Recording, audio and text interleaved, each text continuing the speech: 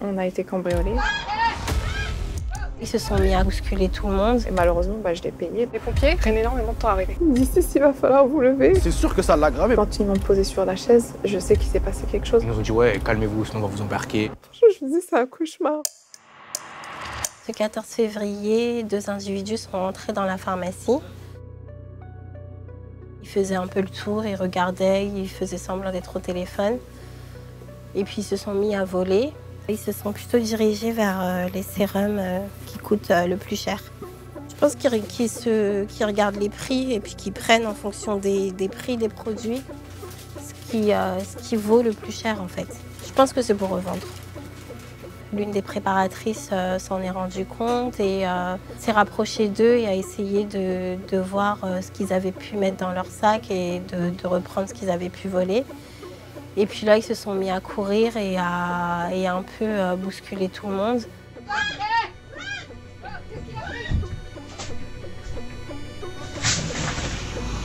Non, c'est pas moi.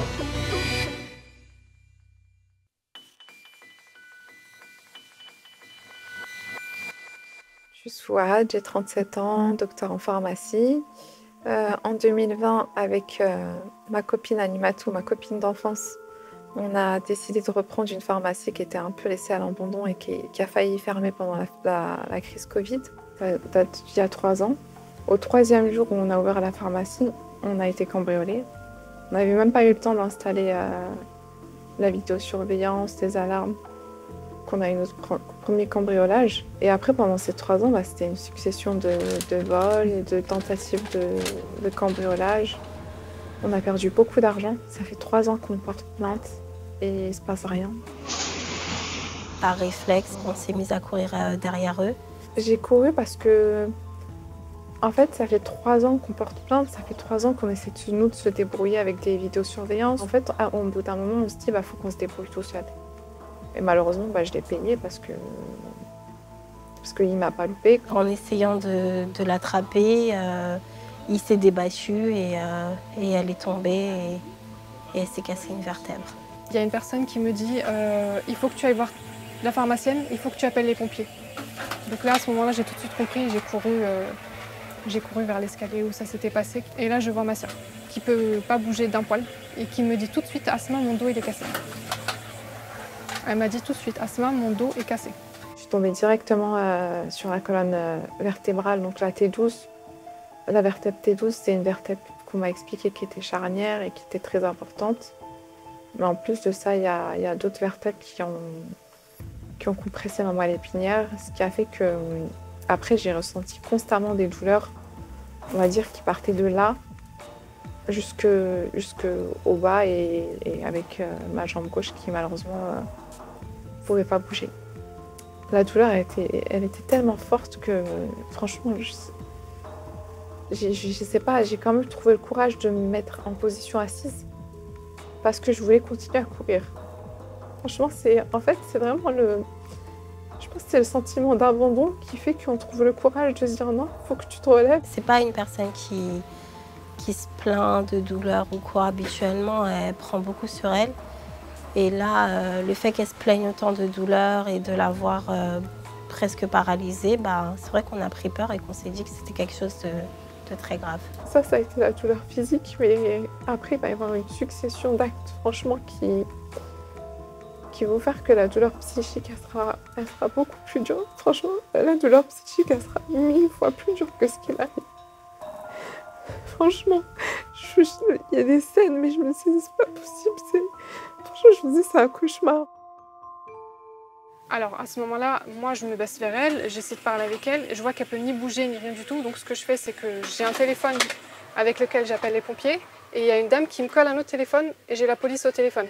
Ils prennent énormément de temps à arriver. Combien de temps à peu près? Je dirais une bonne dizaine de minutes au moins. Alors qu'ils sont vraiment juste à côté, la caserne des pompiers, et t'as quelques minutes. Ils comprennent pas tout de suite, mais ils essayent pas non plus de comprendre. Et il lui demande de se relever, mais elle est incapable de se relever, elle est paralysée, elle ne peut pas bouger ses jambes et tout ça. Donc je leur explique, elle a fait une chute, donc elle me dit que son dos est cassé, elle me dit bon, elle n'est pas médecin, donc on va voir. Ils lui ont demandé assez violemment de se lever. Madame, il va falloir vous lever. Donc là, elle dit, mais monsieur, je peux pas. Il lui dit, bah, dans tous les cas, il va falloir vous lever. Vraiment, je prends le ton et l'intonation qu'il avait. Je lui dis, monsieur, je peux pas me lever. Il me dit, si, il va falloir vous lever. Et c'est en fait, là, tout de suite, je me suis dit, il croit que je fais la comédie. Et j'en ai entendu des histoires. On a l'impression, quand on nous voit, qu'on fait la comédie. Et moi, je le vois aussi avec mes patients. Hein, parce que des fois, on a des patients qui viennent, je sais pas moi, avec 24 de tension ou des choses comme ça. Et quand on appelle les pompiers, ils sont persuadés que ces gens-là font la comédie. On le sent. Ce sont des personnes racisées, comme on Ouais, dit. toujours. Toujours. Et malheureusement, moi, franchement, nos patients, ils nous le racontaient tous les jours. Mais là, je l'ai subi et là, j'ai compris ce qu'ils vivaient. Et ce sont des commerçants autour de nous et puis des amis qui l'ont aidé à bouger et à attendre le camion pour qu'elle soit prise en charge. Et donc, en fait, il ne te lève même pas, ce n'est pas Non, lui qui te... non, c'est pas lui qui va me lever. Je me souviens très très bien de la scène. Il va y avoir ma sœur ici, il va y avoir le vigile de ce côté. Et il va y avoir le boulanger en face de moi sur lequel je vais appuyer. Cette façon de manipuler le patient, c'était pas au commerçant de le faire. Il y a peut-être que la vertèbre a bougé, peut-être que c'était pas à eux ils sont pas habilités à faire ça. Malgré le fait qu'elle ait les vertèbres brisées, elle marche jusque là-bas. Elle marche jusque là-bas. Déjà, ça, c'était vraiment... Enfin, ça nous a... C'est ça, non, mais ça l'a aggravé, hein, qu'on soit tout à fait transparent. C'est sûr que ça l'a aggravé, parce que marcher sur une vertèbre déjà brisée... Quand ils m'ont posé sur la chaise, je sais qu'il s'est passé quelque chose aussi. J'en suis persuadée. Normalement, dans la logique, c'est le SAMU qui aurait dû être appelé, étant donné que il a eu l'information qu'elle avait des fourmis dans les jambes et qu'elle sentait plus une des deux jambes. On lui a dit ça. Donc normalement, dans ces cas-là, c'est SAMU. C'est immobilisation complète et SAMU. On a pu compter sur le soutien des commerçants et de nos amis. Par contre, ce qui manquait, c'est vraiment le soutien des institutions comme la mairie, par exemple. D'habitude, le maire, de ce qu'on a pu entendre, il est beaucoup plus présent et beaucoup plus actif quand il se passe des choses comme ça dans sa ville. Et puis là, c'est vrai qu'il n'y a eu aucun soutien. Enfin, moi, je trouve qu'il n'y a aucun soutien. Il n'est pas venu vous voir à la Il n'est pas pharmacie. venu nous voir. Il n'y a eu aucun, même un appel, il n'y a pas eu. Alors que c'est vrai qu'il y a Souad qui a été gravement blessé. Et puis, il y a aussi l'équipe qui a été complètement déboussolée. Enfin, c'est vraiment un traumatisme pour eux. Il y a déjà eu des agressions dans la ville, dans le quartier. Les jours d'après, il y avait des raids de la police presque quotidiennes, enfin même plusieurs fois par jour, quoi. Mais nous, on n'a pas eu de soutien, on n'a même pas eu de proposition de soutien. Il y a rien eu, il n'y a vraiment rien eu. Et quand la police est arrivée, même pas 2 minutes après, les garçons de l'équipe sont arrivés. Il y avait la moitié de l'équipe qui était au box, justement, parce qu'on devait déménager de box. On avait un surplus de produits et des périmètres. Du coup, nous, à la hâte, on va, on ferme le box, on court vraiment. Et là, on était en voiture.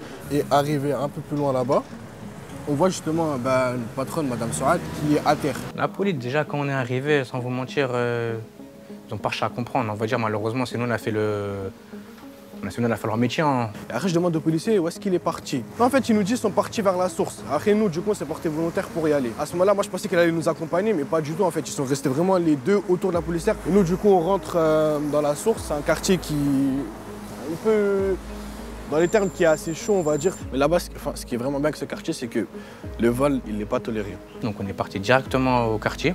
On l'a croisé. Mon autre collègue, il est parti avec lui récupérer le sac. On a vu plein de produits, les produits du coup la Roche-Posay, qui a été volé. Directement, on a compris que c'était lui. Et on les a ramenés du coup aux forces de l'ordre. Eux qui ont donné l'instruction à un jeune de 17 ans et qui ont donné la direction, sans savoir si le voleur était armé, sans savoir si les garçons n'allaient pas s'armer entre-temps. Et ils les ont même pas suivis pour s'assurer de leur sécurité. On fait limite son travail, on prend des risques, puisque là-bas, il y avait des gens qui nous ont approchés et on ne savait pas s'ils étaient armés ou pas. Chacun a un métier. Moi, je suis préparateur en pharmacie. Moi, mon devoir, c'est de servir les patients, bien leur conseiller, leur donner leur traitement. Et leur métier, c'est quoi? C'est de nous protéger. Et... Voilà, mais non, ils nous ont dit, ouais, calmez-vous, sinon on va vous embarquer, je sais pas quoi.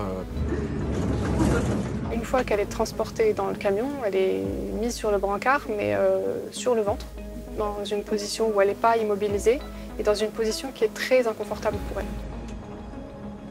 Et il va faire exprès de s'arrêter à chaque feu rouge. Il roulait très lentement, il s'arrêtait à tous les feux. Il n'y avait ni gyrophare, ni sirène. Si je l'avais transporté moi dans ma voiture, ça aurait été pareil en fait. Souad, elle gémissait de douleur. C'était pas, elle criait, en fait, elle avait même pas la force de crier, c'était vraiment des gémissements. Donc moi, je leur disais d'abord sur un ton posé, je comprends pas, pourquoi vous allez pas plus vite? Est-ce que vous pouvez pas griller les feux? Sauf qu'au bout d'un moment, j'ai vu que ça marchait pas. Je me suis dit que j'allais filmer. Donc j'ai filmé et je lui ai dit, bah écoutez, il va falloir que je porte plainte pour non-assistance à personne en danger. Monsieur, s'il vous plaît, avancez. Et bizarrement, il s'est mis à rouler. Bon, après, je suis arrivée à l'hôpital de La Fontaine. Malheureusement, c'était pas mieux. J'ai été admise aux urgences. Et là, je vais attendre 4 heures avant d'être prise en charge par un médecin. Tu te donnes des antidouleurs Non. pour faire patienter? Non, aucun antidouleur. J'aurais aucun antidouleur. J'ai pas bu, j'ai pas mangé, rien. Et pas d'antidouleur. J'étais dans un état de douleur, en fait, où tout était flou autour de moi. Les visages, je les reconnaissais pas. Et je vais passer la nuit à De La Fontaine, à attendre, en fait. Et ils me disent, vous inquiétez pas, demain à 6h du matin, vous allez partir. Vous allez être transféré à Beaujon. Et ils auront un bloc de prêt pour vous. Je passerai la nuit et à 6h du matin, on me dit, ah, c'est bon, je vais partir d'ici. Et là, je vois 7h, 8h, 9h. Je pose des questions aux infirmières, elles me disent, on ne sait pas, on ne sait pas. Et là, j'attends 10h, 11h, midi, puis 13h, 14h. Et c'est qu'à 14h, en fait, où... 24 heures après l'agression. 24 heures après l'agression. Et moi, avant de partir, j'ai dit à une infirmière, en fait, ça fait plus de 24 heures que je suis pas partie aux toilettes. Et je sentais que ma vessie, elle était pleine. Elle me dit, ah, mais ça, c'est pas grave, c'est rien du tout. En fait, à chaque fois que je parlais d'un problème, c'était minimisé. Et arrivée à Beaujon, surprise, la secrétaire, elle débarque, elle sort du bureau, elle dit, ah non, non, non, il n'y a pas d'admission pour cette patiente, elle n'est pas attendue. Et là, elle prend le dossier, elle dit, ah mais non, mais c'est pas très grave, en fait, il n'y a pas d'urgence. Hein. Si justement, elle a passé une nuit à De La Fontaine, c'est qu'il n'y a pas d'urgence. Et elle lui demande de me retourner à De La Fontaine. Et là, en fait, ce qui va me sauver, c'est cet ambulancier qui veut pas. Il lui dit, non, je suis désolée, elle a des vertèbres cassées. Moi, je veux pas prendre le risque de la faire partir à De La Fontaine. Ils vont me faire une échographie dans le couloir comme ça pour voir ce qui se passe. Devant tout le monde, les gens ils passent et tout. Moi je sais que le 93 c'est un endroit où on s'en fiche des gens. Ça y est, le 93 ça fait plus partie. J'ai l'impression ça fait plus partie de. C'est dur de dire ça, mais ça fait plus partie de la France. Même si c'est en plein dans l'Île-de-France, même si c'est collé à Paris. Tu vas voir d'un trottoir à un autre comment tout change en fait. Et en plus, nous, on le voit. Hein. On est à le trottoir Jean Jaurès, avenue Jean Jaurès, c'est le 93. Juste en face, c'est Deuil-la-Barre, c'est le 95. On voit une séparation, mais incroyable. Ne serait-ce que les places de parking ou des choses toutes bêtes de la vie quotidienne. Voilà, c'est comme si le 93, on s'en occupe plus. Et en fait, franchement, voilà, on se dit, mais on n'est pas en guerre, on n'est pas, voilà, on n'est pas en crise Covid, on n'est pas. J'ai l'impression que je suis abandonnée. Je me dis, en fait, là, on sait ce que j'ai, mais après, moi, je vois les médecins, ils sont débordés et tout. Je le vois très bien que c'est pas de leur faute, mais c'est l'organisation, c'est le système. Après, voilà, ils seront obligés de me garder. Et là, par contre, le médecin qui va voir le dossier, le chirurgien, il va vouloir m'opérer le soir même. C'est là qu'il explique à mes parents, c'est là la scène douloureuse en fait, où il va dire j'ai 2 solutions, 2 types d'opérations et je pense pas qu'elle va récupérer la marche. Il y aura peut-être une chance, mais c'est pas sûr à 100%. Et là, je vois mes parents pleurer, il y avait ma soeur aussi, elle pleurait. Et là, l'opération va super bien se passer. Le chirurgien, il sera toujours là à mon réveil de l'anesthésie. Tout de suite, dès que je me réveille, il me fait ses réflexes et je le vois sur son visage en fait que c'est positif. Et il me dit c'est bon, vous allez voir lundi, vous allez pouvoir poser le pied par terre. Vous n'allez pas marcher, mais vous allez commencer à être debout. Et franchement, là, ça y est, en fait, je vais être soulagée.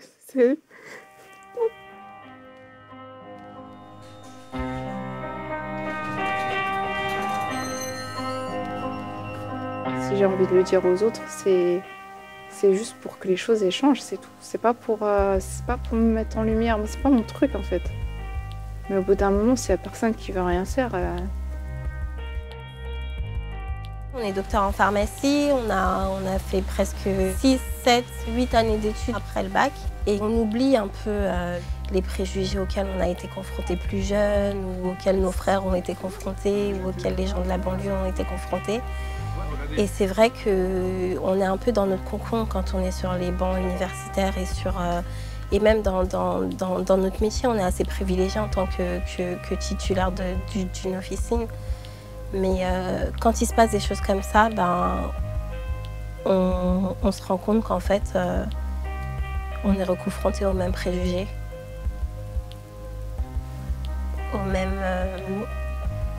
à la même stigmatisation en fait.